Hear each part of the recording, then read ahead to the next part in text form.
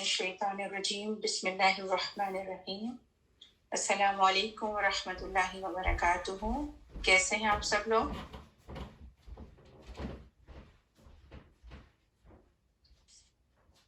Okay الحمدللہ.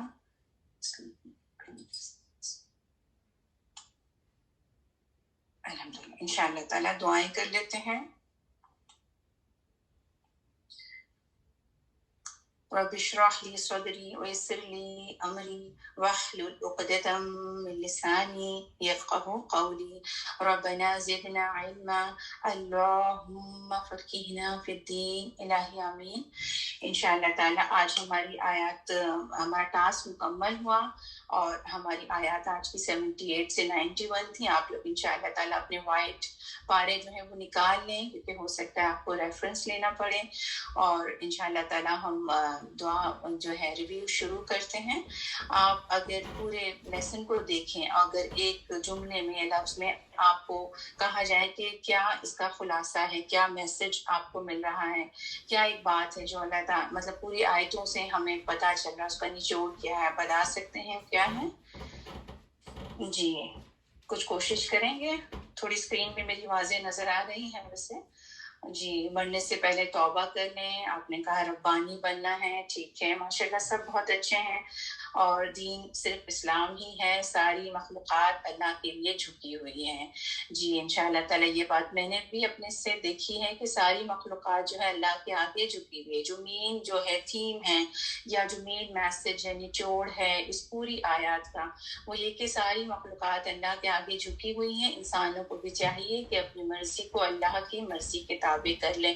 تو دیکھیں مخلوقات میں سے اللہ تعالیٰ کی کچھ مخلوق ایسی ہیں جس کو اللہ نے اختیار دیا، جس میں جن اور انسان ہیں، اور باقی مخلوقات اللہ تعالیٰ کی مرضی کو قبول کرتی ہیں، اپنے اوپر لاگو کرتی ہیں اور وہ اللہ ہی کے آگے جھکی ہوئی. جیسے کہ کہا کہ ہر مخلوق کا سایہ جو ہے وہ خود اللہ کے آگے جھکا ہوا ہے. اب دیکھیں زمین ہمارے لیے بچھی ہوئی ہے جبکہ فائر وال ہے نا. اگر یہ اپنے اندر کی آگ اگل دے تو ہم کیا کر سکتے ہیں؟ ہم جو اختیار رکھتے ہیں اللہ تعالیٰ ہم سے چاہتا ہے اختیار سے اللہ کی بندگی کریں، اس کے آگے جھکیں. آپ دیکھیں ہوا کتنی معتدل چلتی ہے، اگر یہ آندھی بن جائے تو کیا ہم اس دنیا میں رہ سکتے ہیں؟ بالکل بھی نہیں. اسی طریقے سے سورج چاند ستارے یعنی آسمان خود اتنا بلند وسیع ہے، اتنا بڑا ہے، وسعت کے ساتھ وہ ہمارے اوپر ہے لیکن ہم پر گرتا نہیں ہے. ہم اللہ تعالیٰ کی نافرمانی کرتے رہتے ہیں.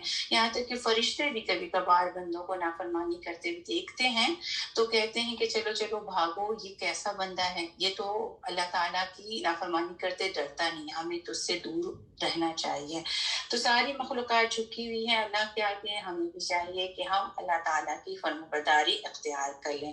انشاءاللہ تعالیٰ سوال ہے کہ اللہ تعالیٰ تھوڑی سی یہ بات تمہیدی کہ اللہ کے نزدیک پسندیدہ دین کون سا ہے، آپ بتائیے گا.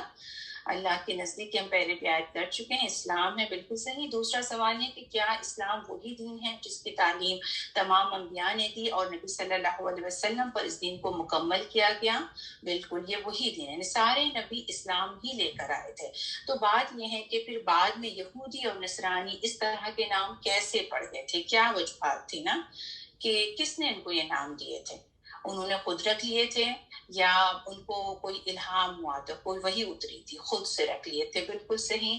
کہ وجہ کیا تھی کہ بعد میں آنے والوں نے اپنی خواہش اور مرضی سے دین میں تبدیلی کر دی تھی. تو دین میں تبدیلی کیوں کی جاتی ہے؟ کیونکہ اللہ تعالیٰ کے دین ہونے پر ایمان ہی نہیں ہوتا اور اپنی مرضی چلانا ہوتا ہے، اپنی مرضی کو اللہ کی مرضی کے تابع نہیں کرنا ہوتا، اس لیے ہی دین میں تبدیلی کی جاتی ہے. تو دیکھیے ہم جو ہیں جی علماء نے چینجز کی لیکن علم والے ہی کرتے ہیں. انشاءاللہ تعالیٰ اس بات کو بھی ہم دیکھیں ہیں آج آیتوں میں اور تفسیر میں بھی دیکھیں گے. انشاءاللہ 78 آیا ہے، اس میں دیکھیے کہ ہم نے تحریف، تفسیر نوٹ سے جواب دیجیے گا، تحریف کے بارے میں پڑھا تھا کہ تحریف تو بیسیکلی پلٹ دینے سے ہوتا ہے. تحریف کتنی قسم کی ہوتی ہے آپ کو یاد ہے؟ آپ لوگوں نے نوٹس لیے اچھے سے؟ تحریف کی کتنی قسمیں بتائی گئی تھیں؟ نمبر میں بتائیے گا جلدی سے. حصی اور مانوی، بالکل ٹھیک ہے. اور دو طرح کی ہوتی ہے، ٹھیک ہے. اور جیسے حصی اور مانوی لکھا، جیسے لفظی کہیں اور جو ہے مانوی کہیں. آپ یہ بتائیں کہ کیا قرآن میں لفظ تحریف ہوئی ہے؟ قرآن اللہ کی کتاب ہے. اللہ تعالیٰ نے قرآن میں کا وعدہ لیا کہ اللہ تعالیٰ کی کتاب میں کوئی تبدیلی نہیں کر سکے گا. تو قرآن میں لفظی تحریف تو بالکل بھی نہیں ہوئی ہے. اور اللہ تعالیٰ نے اس کا بندوبست کیسے کرایا تھا آپ سب کو یاد ہے نا, حفاظ کے ذریعے, کہ اللہ نے شروع ہی سے اتنے حافظ پیدا ہوئے کبھی ہو ہی نہیں سکا کہ اس کے لفظوں کو آگے پیچھے کر دیا جائے. لیکن مانوی تعریف جو ہے وہ کرنے کی کوشش کی جاتی رہی ہے. لیکن اللہ تعالیٰ نے کیا کیا ہے, ہر 100 سال میں ایسے مجدد پیدا کرتا رہتا ہے جو دین میں سے جو گرد ہوتی ہے, غلط باتیں ہوتی ہیں, اس کو ہٹاتے رہتے ہیں. اب یہ بتائیں کہ اللہ پر جھوٹ باندھنے سے کیا مراد ہے. یہاں پر ہمیں تفسیر یہاں پر ہم نے خود ہی پڑھا, ٹھیک ہے نا, کہ اللہ تعالیٰ پر جھوٹ باندھنے سے کیا مراد ہے کہ وہ باتیں جو اللہ تعالیٰ نے نہیں کہی ہیں ان کو کیا, جی یہ بالکل شرک ہے, آپ نے صحیح لکھا. اور یہ کہ خود سے کوئی بات کہنا اور اس کو اللہ تعالیٰ کی طرف منسوب کر دینا. اس لیے بہت ضروری ہے کہ جب ہم بات کریں کہ یہ بات قرآن میں لکھی ہے, یہ بات اللہ تعالیٰ نے فرمائی ہے, یہ بات حدیث سے ثابت ہے, تو ہم ضرور اس کا بہترین طریقے سے علم رکھتے ہوں. کیونکہ اگر ہم نے وہ بات منسوب کر دی اللہ کی طرف تو پھر یہ جھوٹ ہوتا ہے. ویسے تو کوئی بات میرے بارے میں کہے اور یعنی ہمارے بارے میں کوئی کہے جبکہ ہم نے وہ کہی نہیں تو ہمیں کتنا شدید غصہ آتا ہے. آپ سوچیں, آج پہلی تزکیہ سیشن میں بھی سسٹر خالدہ نے بھی کہا تھا کہ تم وہ بات کیوں کہتے ہو جو کرتے نہیں ہو. تو یہ بھی ہے کہ عمل ہے. اور دوسری یہ کہ کوئی ایسی بات کہنا اور کہہ کر اللہ سے منسوب کر دینا, یہ جو ہے اللہ پر جھوٹ باندھنا ہوتا ہے. اچھا, آیت نمبر 79 پر ہم آتے ہیں انشاءاللہ تعالیٰ. اچھا یہیں سے اسی آیت سے آپ یہ بھی بتائیے بات کہ یہ جو تحریف ہوتی ہیں وہ جو ہے کون لوگ کرتے ہیں, جو جن کو علم ہوتا ہے وہ کرتے ہیں, یا جو بے علم لوگ ہوتے ہیں وہ تحریف کرتے ہیں, انجانے میں تحریف کرتے ہیں؟ نہیں, ہاں یہ آپ نے بتایا ہوا تھا پہلے, علماء اس پہ تحریف کر دیتے ہیں. اور اس کی وجہ کیا ہوتی ہے؟ کیا وہ قرآن پر ایمان رکھتے ہیں اس لیے کرتے ہیں؟ کیا ان کے اندر بہت خدا خوفی ہوتی ہے اس لیے کرتے ہیں؟ نہیں, بلکہ کیا ہوتے ہیں کہ وہ قرآن پر ایمان ہی نہیں ہوتا ان کا کہ اللہ کی کتاب ہے, اور یہ کہ ان کے اندر خدا خوفی نہیں ہوتی, اور یہ کہ دنیاوی منفعت کے لیے, دنیاوی فائدہ حاصل کرنے کے لیے وہ اللہ تعالیٰ کی کتاب میں تحریف کرتے ہیں. دنیا کی چند روزہ زندگی پہ راضی ہو جاتے ہیں اور آخرت سے غافل ہو جاتے ہیں. تو ایسی صورت میں نا عالمیہ ہمارا یہی ہے کہ علماء ہی دین جان بوجھ کر کے جو ہے ظاہر حلیہ اوڑھ لیتے ہیں دین کا, اور پھر دین میں تبدیلی کرتے ہیں. اور دیکھیں ابھی ہمارے گروپ میں بھی یہ واقعہ ہوا تھا کہ کسی نے اسلامک ٹیچنگ کے نام سے جو پوسٹ ڈالی تھی, اس میں ہم نے جب تھوڑی سی ریسرچ کی, یعنی میں نے فورن سے دیکھا, تھوڑی سی ریسرچ کی تو پتہ چلا کہ دین کے نام پر یہ کیسے شرکیاں باتیں پھیلا رہے ہیں. تو ہمیں کرنا کیا چاہیے, کس طرح سے اس کا حل کیسے سدباب کر سکتے ہیں, کیا کرنا چاہیے بتائیے, ہمیں کیا کرنا چاہیے؟ ٹھیک ہے کہ ہمیں خود علم حاصل کرنا چاہیے, ٹھیک ہے نا, قرآن و حدیث سے جڑنا چاہیے. اگر ہمیں قرآن و حدیث کا صحیح علم ہوگا تو جو ہی کوئی غلط بات کہے گا ہم اس کو فوراً پہچان جائیں گے کہ یہ بات غلط ہے. لہٰذا یہی کرائٹیریا ہے. ابھی جو آپ لوگ کام کر رہے ہیں ماشاءاللہ یہ بہت اچھا ہے, اور ہم نے بھی اگر ایک سیکنڈ میں کچھ ہی لمحے میں ہمیں لگا کہ یہ بات نہیں دین کی اسلامی تعلیمات سے ٹیچنگ میں ٹچ نہیں ہو رہی ہے, تو کیونکہ ہم نے 10-15 سال اس پہ لگائے ہیں دین سیکھنے سکھانے پڑھنے میں. تو جب ہم خود دین حاصل کریں گے سمجھیں گے تو ہم ان باتوں کو جان لیں گے کہ کون دین کے اوپر اللہ پر جھوٹ باندھ رہا ہے. مسلمانوں ظاہری لبادہ اوڑھ کر کے بھی وہ لوگوں کے عقائد کو خراب کر رہا ہے, اس کو جاننا ہمارے لیے بہت آسان ہو جائے گا. اچھا اب یہ بتائیے آیت 79 میں کہ ترجمہ ہے کہ کسی بشر سے یہ بات نہیں ہو سکتی کہ اللہ تعالیٰ اس کو کتاب اور نہ فہم اور نبوت عطا فرمائے. پھر وہ لوگوں سے کہنے لگے کہ میرے بندے بن جاؤ خدا تعالیٰ کو چھوڑ کر, لیکن وہ کہہ گئے کہ تم لوگ اللہ والے بن جاؤ.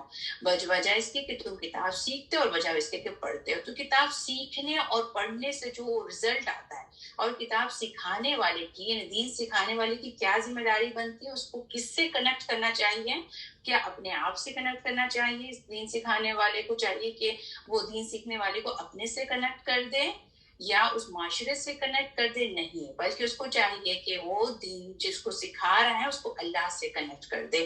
اس لحاظ سے دیکھیں شخصیت پرستی کی کوئی بنیاد نہیں ہونی چاہیے, قرآن سے کنیکٹ کرنا چاہیے, اللہ سے کنیکٹ اور قرآن سے کنیکٹ. ایسا نہیں کہ کسی رائٹرز نے جو باتیں لکھی ہیں کتابوں, ان کتابوں کو تو ہم بہت اہمیت دیں جو کسی رائٹر نے لکھی ہے, لیکن ہم اللہ کی کتاب نہ پڑھیں, نہ ہم پڑھیں نہ ہمیں کوئی پڑھنا دے. کیا یہ دین ہوگا؟ نہیں, بلکہ قرآن سے اور اللہ سے کنیکٹ کرنا ہے تو پھر شخصیت پرستی بالکل بھی نہیں ہو سکتی ہے۔ پھر جو ہے اسی میں یہ چیز بھی ہے کہ ہم مائیں ہیں، مربی ہیں، تو ہمارے بچے جب کوئی بات ہمارے پاس لے کر آتے ہیں یا ہم ان کی تربیت کرتے ہیں تو ہمیں ان کو اللہ سے کنیکٹ کرنا چاہیے۔ ہمیں ان کو اپنے یہ نہیں کہنا چاہیے کہ ہمارے خاندان میں یہ چیز جائز نہیں ہے، اور ہم یہ نہیں کہنا چاہیے خاندان والے کیا کہیں گے۔ ان سے کہنا چاہیے بیٹا نماز پڑھو کیونکہ اللہ تعالیٰ چاہتا ہے، یہ نہیں کہے کہ میں چاہتی ہوں کہ تم نماز پڑھو، میں چاہتی ہوں کہ تم یہ فیشن اختیار نہ کرو۔ اور اسی طریقے سے دیکھیں ہمارے یہاں کزنس کا آپس میں ملنا جلنا کتنا نارمل سمجھا جاتا ہے، ہم اس کو برا نہیں مناتے، جبکہ اللہ تعالیٰ کے نزدیک یہ بات پسندیدہ نہیں ہے کہ نامحرم کے ساتھ تنہائی اختیار کیا جائے۔ تو ایسے میں ہم کیا کرتے ہیں، ہم ٹریڈیشنل ہو جاتے ہیں، ریلیجیس نہیں ہوتے۔ تو ہمیں اپنے بچوں کی تربیت میں ریلیجیس کا ٹچ لانا ہے، ٹریڈیشن کا ٹچ نہیں جانا، ٹھیک ہے۔ آگے ہم دیکھتے ہیں وَمَن يَبْتَغِ غَيْرَ الْإِسْلَامِ دِينًا، تو یہاں پر اس آیت میں الاسلام سے مراد کون سا دین ہے؟ الاسلام کی بات ہوئی نا، غیر تو یہ کون سا دین ہے؟ جو نوح علیہ السلام لائے، جو آدم علیہ السلام لائے، یا جو ہے خاص کر جو محمد صلی اللہ علیہ وسلم لے کر آئے؟ تو یہ کون سا دین ہے جو خاص طور پہ محمد صلی اللہ علیہ وسلم لے کر آئے؟ ان کی شریعت، یہ ایک سلائیڈ آگے پیچھے ہو گئی ہے، تو یہ ہے کہ وَمَن يَبْتَغِي، ٹھیک ہے، محمد صلی اللہ علیہ وسلم کا لایا ہوا دین اور شریعت اس سے مراد ہے۔ تو اب اسلام میں داخل ہونے کے لیے یہود و نصارہ ہوں یا مطلب کوئی بھی ہو، اس کو محمد صلی اللہ علیہ وسلم کو نہ صرف نبی ماننا ہوگا بلکہ آخری نبی بھی ماننا ہوگا، قرآن کو بھی آخری کتاب ماننا ہوگا، کیونکہ اب فائنل ورژن آ گیا، پرانے ورژن کی ضرورت نہیں، اب اسی کتاب سے رہنمائی لی جائے گی۔ اور اسی طرح سے شریعت کے طور پہ ہمیں محمد صلی اللہ علیہ وسلم کا لایا ہوا دین کافی اور شافی ہے، اور جو حلال تھا وہ بتا دیا گیا، جو حرام تھا وہ بھی بتا دیا گیا۔ اب جو حلال اور حرام کے بیچ ہے وہ وقت کے لحاظ سے کسی کے لیے، وقت اور حالات کے لحاظ سے کسی کے لیے مباح ہو سکتا ہے، کسی کے لیے جائز ہو سکتا ہے، لیکن جو ہے باتیں دین میں پوری کی پوری مکمل بتا دی گئی ہے، قرآن و سنت ہی معیار ہے، اور بدعت کی کوئی گنجائش نہیں ہے۔ بدعت کیا ہوتی ہے؟ دین میں عبادت اور ثواب کی نیت سے کوئی طریقہ رائج کیا جائے۔ تو دین میں جو بھی عبادت کے طریقے تھے وہ نبی صلی اللہ علیہ وسلم نے سب کے سب سکھا دیے ہیں۔ جو وقت پسندیدہ تھا، جس صبح اور شام پہ آپ کو اذکار کرنے وہ بتا دیے، کس وقت کون سی دعا پڑھنی ہے نبی صلی اللہ علیہ وسلم ڈیٹیل میں سب بتا دیے، قرآن و سنت میں آ رہے ہیں۔ اب ہمیں اپنے اماموں سے، اپنے علماء سے ان کے پسند کے اوقات میں نعتوں میں عبادت کرنا، ان کی پسند کی سورہ اور آیتیں پڑھنی، جو نبی صلی اللہ علیہ وسلم سے قرآن و سنت سے ثابت ہے، ہمیں اسی کو پڑھنا ہے۔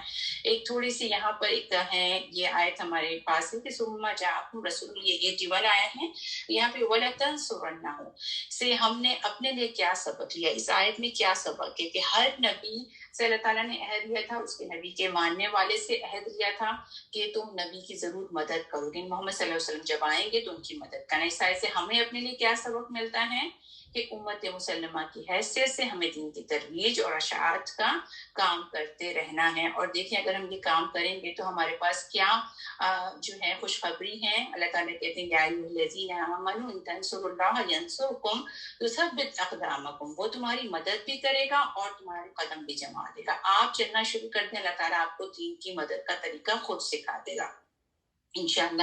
یہاں پر آیت نمبر 86 سے 88 ہے، ٹھیک ہے۔ یہاں پر اولئکہ کہہ کے بتایا گیا ہے کہ بعض لوگوں پر اللہ کی، ملائکہ کی اور سب لوگوں کی لعنت ہے۔ یہ لوگ کون ہیں؟ آگے سے پچھلی آیت سے یہ کنیکٹ بھی ہے، کیا یہ کون لوگ ہیں جن کے اوپر لعنت کی گئی ہے؟ وہ جو حق کو پہچان کر حق کو نہیں مانتے ہیں، یا وہ جو حق کو پہچان لیتے ہیں اور پھر مانتے ہیں، ان کو کہا جا رہا ہے۔ کس کو کہا جا رہا ہے؟ ظالم کو، بالکل ٹھیک۔ یہ لوگ ظالم ہیں، اور یہ وہ لوگ ہیں جو حق کو پہچان کر بھی حق کو نہیں مانتے ہیں۔ جیسے یہودی نے حق پہچان کر کے بھی کہ نبی صلی اللہ علیہ وسلم کی نشانیاں پہچان کر کے ان کا ساتھ نہیں دیا، اسی طرح سے ہم سب بھی ہیں۔